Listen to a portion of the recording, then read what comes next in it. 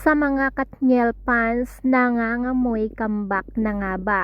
Mainit-init pa to mga Mars. Bago nga tayo magpatuloy, ako po ay humihingi sa inyo ng isang like, isang share at isang subscribe para lagi kayong updated sa aking mga ilalabas na video. Ilang gabi na raw po nitong mga nakaraang linggo na nakikita ang sasakyan ni Daniel Padilla na paikot-ikot sa subdivision kung saan nakatira ang mga Bernardo. Uy, sina Catherine. Ito na nga guys ang ating latest chika about nga dito sa Katniel.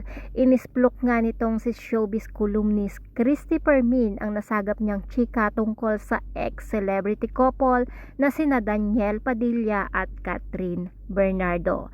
Sa latest episode ng Showbiz Now na noong Sabado, January 18, sinabi ni Christy na hindi pa kalat at mangilan-ngilan pa lang daw ang nakakaalam sa umano'y pagpunta ni Daniel sa bahay ni Catherine kamakailan.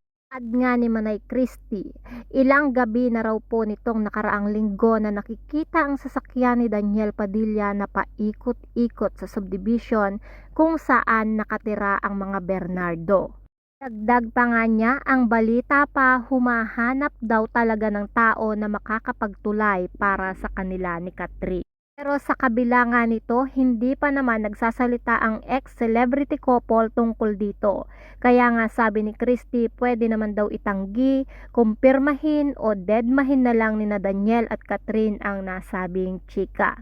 Matatandaan nga guys na hindi ito ang unang beses na lumutang ang espekulasasyong sinusuyo ni Daniel si Catherine matapos ang kanilang hiwalayan. Sa isang episode ng Showbiz Updates noong Disyembre 2024 ay pinag-uusapan ang tungkol sa kumakalat na video clip na paghalik ni Daniel sa noo ni Catherine. Bagamat tahimik pa rin sina Daniel at Catherine tungkol sa kanilang tunay na estado, napansin ng mga fans na hindi pa nga rin dinidelete ni Daniel ang kanilang sweet photos together sa kanyang Instagram account.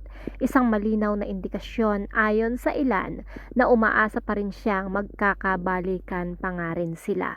Ngunit gaya nga ng sabi ni Nanay Christy, magdesisyon na lang kung i-deny, ikukumpirma o idededmahin. Ano kaya ang susunod na kabanata sa kwentong ito?